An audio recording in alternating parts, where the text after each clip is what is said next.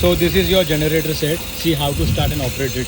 पहले ये चोक पीछे करना है, ठीक है, ऐसा पीछे करना है, फिर इसको आगे करना है।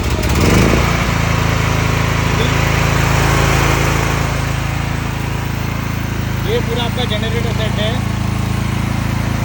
ये वोल्टेज है, ठीक है, ये ऑन ऑफ स्विच है, ये सॉकेट्स है, ठीक है।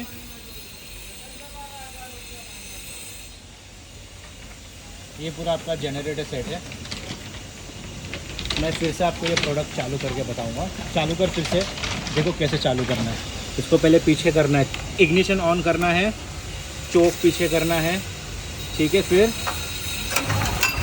आगे कर देना है, ठीक है।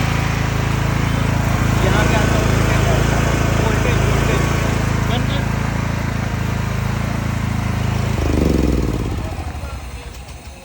ठीक है सर।